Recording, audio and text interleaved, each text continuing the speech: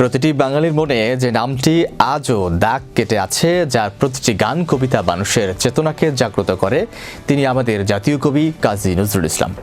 কাজী নজরুল ইসলাম একটি লড়াকু, নির্ভীক ও অপরাজেয় কবির নাম। মাত্র 23 বছরের সাহিত্য জীবনে বাঙালিকে দিয়েছেন নতুন করে বাঁচার চেতনা। তার গান, কবিতা, নাটক, ছোট গল্প যে বাঙালিকে আজও পরিচিত করে বিশ্বমঞ্চে। তবে তার জীবনটাও সরল নয়, নানা টানাপোড়েনের মধ্যে দিয়ে কেটেছে দুঃখমিয়ার দুঃখী জীবন।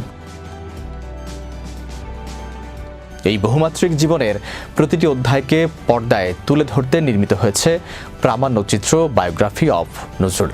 ডকুফিল্মটি নির্মাণ করেছেন ফেরদৌস খান, প্রযোজনা করেছেন ডক্টর আল আমিন খান। এতে নজরুলের শৈশবের দারিদ্র্য, সেনাবাহিনীর জীবনে প্রবেশ, সাহিত্য চর্চা, ব্রিটিশ বিরোধী আন্দোলনে অংশগ্রহণ এবং শেষে নীরবতা সবই এসেছে সুনিপুণভাবে। কবির জীবনের সেই কথাগুলোকেই নতুন করে তুলে ধরা হয়েছে শব্দের অসাধারণ মেলবন্ধনে, যা নজরুল জীবনের পটভূমি, তার সংগ্রাম, প্রেম, প্রতিবাদ এবং সৃষ্টিশীলতার অনন্য উপস্থাপন। ডকুফিল্মটি প্রযোজক ডক্টর আল আমিন খান বলেন, আমাদের জাতীয় কবি নজরুল ইসলামকে নিয়ে ছোট ডকুমেন্টারি ইউটিউবে পাওয়া যায়। কেউ হয়তো করেছে কুমিল্লায় নজরুল, ত্রিশালে নজরুল, কলকাতায় নজরুল বা ঢাকায় নজরুল। আমার মনে হলো একটি পরিপূর্ণ বায়োগ্রাফি দরকার। যে মানুষগুলো ব্যক্তি নজরুল সম্পর্কে জানেন, তারা বেঁচে থাকতে নজরুলকে নিয়ে একটি পরিপূর্ণ ফিল্ম হওয়া দরকার। সেই ভাবনা থেকেই বছর 5 আগে এ বায়োগ্রাফি করার উদ্যোগ নেই।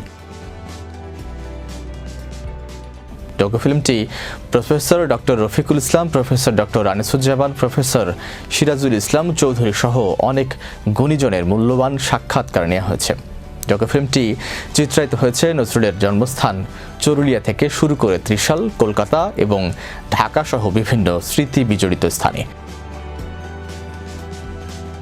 2020 সালের 20 নভেম্বর যমুনা ফিউচার পার্কের ব্লকবাস্টার সিনেমা হলে প্রিমিয়ার শোর মাধ্যমে ডকুফিল্মটি আনুষ্ঠানিক মুক্তি পায়।